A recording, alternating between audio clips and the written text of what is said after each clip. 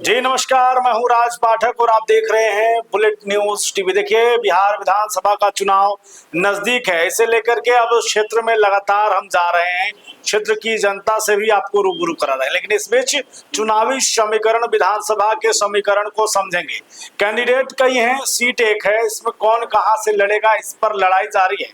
आज हम जो जिक्र करने वाले हैं वो है औरंगाबाद विधानसभा में महागठबंधन के प्रत्याशियों को लेकर के। देखिए, वैसे तो औरंगाबाद जिले में महागठबंधन पिछले चुनाव में हावी रहा है। 2020 में 6 विधानसभा सीट और 6 विधानसभा सीट पर महागठबंधन का कब्जा रहा है। लेकिन औरंगाबाद विधानसभा सीट, जो सीट कभी भाजपा की परंपरागत सीट रही थी, वहां पर कांग्रेस के विधायक आनंद शंकर सिंह ने पिछले 2 दफा से इस रिकॉर्ड को तोड़ते हुए जो है वो लगातार अपनी जीत को बरकरार रखा है। 2015 में भी चुनाव वो जीते और 2020 में भी जीते। कई बातें सामने आई, उन्हें लेकर के कई चीजें प्रसारित किया गया, लेकिन ऐसा असर नहीं दिखा। 2020 चुनाव में आनंद शंकर सिंह चुनाव जीते और दूसरी बार बिहार विधानसभा पहुंचे। अब तीसरी बार की लड़ाई है, हैट्रिक लगाएंगे या एक बार फिर भाजपा जो है यहां से जीत दर्ज कर लेगी, वापसी कर लेगी, इस पर लड़ाई जारी है। लेकिन अब जो मंथन चल रहा है, जिस पर जिक्र कर रहे हैं हम, कि एक ही सीट पर कई प्रत्याशियों के खड़ा होने के बाद कई चीजों को लेकर के चर्चा तेज हो जाती है कि आखिरकार जनता का जो है मत किसको है, जनता का विश्वास किस पर है। 2 बार से विधायक रहे आनंद शंकर सिंह, इस बार भी अपने टिकट को लेकर के लगभग आश्वस्त हैं। उनका कहना है कि औरंगाबाद विधानसभा में कांग्रेस जो है वो औरंगाबाद सीट को नहीं छोड़ेगी। लेकिन अगर 24 की स्थिति को देखेंगे तो 24 में जिस तरीके से कांग्रेस की सीट लोकसभा होने के बावजूद यहाँ पर जो है वो राजद ने अपने उम्मीदवार अभय कुशवाहा को चुनाव लड़ाया और उससे जीत दर्ज हुआ। उसके बाद से जो है तमाम महागठबंधन के नेताओं में और उनके जो मतदाता हैं उनके अंदर भी इस बात को लेकर के चर्चा तेज है कि हो सकता है कि आने वाले समय में राजद भी इस सीट पर अपनी दावेदारी कर दे। लेकिन अगर ऐसा हो तो कौन कौन उम्मीदवार होंगे, आज हम आपको यही जानकारी देने वाले हैं। उसके बाद आपको बताएंगे कि कौन रेस में सबसे आगे चल रहा है, इसलिए हमारे साथ आप लगातार जुड़े रहिए। देखिए, सबसे पहले तो कांग्रेस की अगर बात करें तो कांग्रेस में भी कई उम्मीदवार हैं, लेकिन उसमें सबसे बड़ा नाम है आनंद शंकर सिंह। आनंद शंकर सिंह पिछले 2 दफा से विधायक बन करके विधानसभा में जाते रहे। यही असर रहा कि कांग्रेस का कोई और विकल्प के तौर पर सामने आता नहीं दिखा। मजबूती के तौर पर किसी ने यह खुलकर नहीं कहा कि हाँ, अगर कांग्रेस विचार करे तो विधायक की जगह कोई और भी या हम भी चुनाव लड़ सकते हैं। ये आनंद शंकर सिंह की एक बड़ी उपलब्धि है अपनी पार्टी में, अपने महागठबंधन में, कि उनके अलावा कांग्रेस में खास करके कोई और जो है ये दावा नहीं कर रहा है। लेकिन एक और नाम राकेश सिंह और पप्पू सिंह का नाम आता है।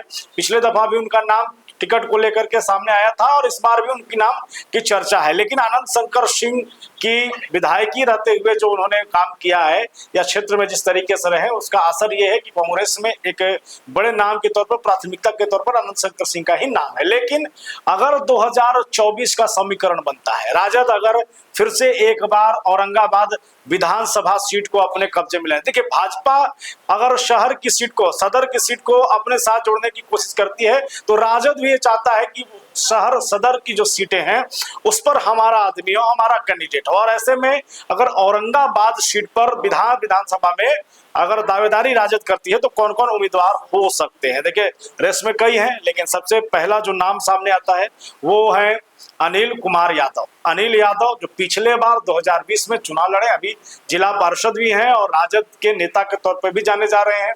लेकिन 2020 विधानसभा में उन्होंने बहुजन बसपा से, यानी बहुजन समाजवादी पार्टी जो है उससे गठबंधन किया, उसमें शामिल हुए और जो है चुनाव लड़े। बसपा ने उनको उम्मीदवार के तौर पर जो है सामने लाया और इसका असर रहा कि लगभग 18,444 वोट लेकर के वो तीसरे नंबर पर रहे थे।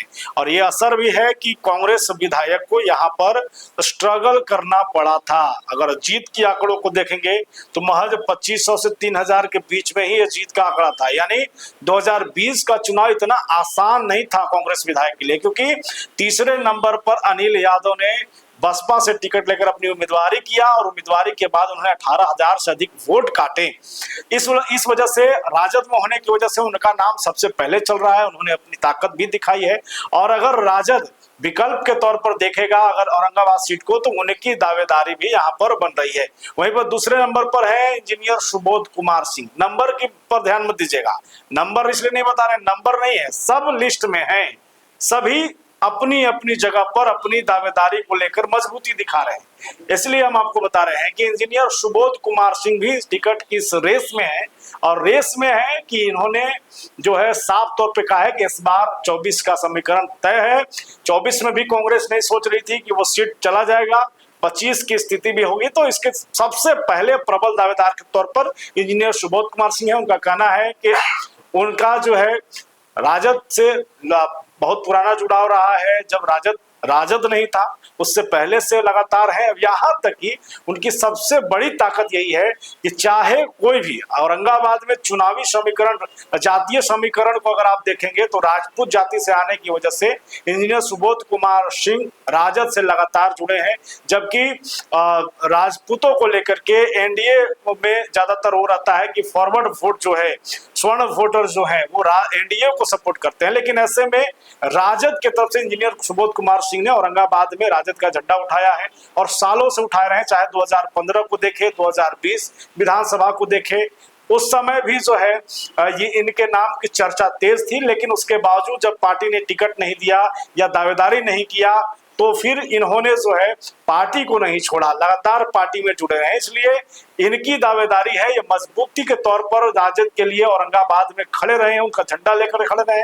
तो अगर राजद की दावेदारी औरंगाबाद सीट पर बनी तो इंजीनियर सुबोध कुमार सिंह की दावेदारी भी यहाँ पर मजबूत दिख रही है। हालांकि अब देखना ही होगा कि महागठबंधन में सीटों का जब बंटवारा होगा तो कौन किस सीट पर चुनाव लड़ेगा, किस पर दावा होगा, और उसके बाद फिर जो है प्रत्याशियों के बारे में तय किया जाएगा कि कौन प्रत्याशी हमारा होगा। लेकिन साफ तौर पे है कि बहुत जल्द सीटों का बंटवारा भी महागठबंधन में होने वाला है, एनडीए में भी होगा। लेकिन उससे पहले जो प्रत्याशी रेस में है, जनता के बीच में है, वो हम आपको बताने की कोशिश कर रहे थे। कई और भी नाम होंगे जो छूटे होंगे तो कमेंट भी जरूर करेंगे, उनके बारे में भी अगली वीडियो में जानकारी हम देंगे। लेकिन फिलहाल हमारा ये वीडियो कैसा लगा और आप औरंगाबाद विधानसभा में खास करके किसे महागठबंधन में उम्मीदवार के तौर पर देखना चाहते हैं, अपनी कमेंट हमें बताएं।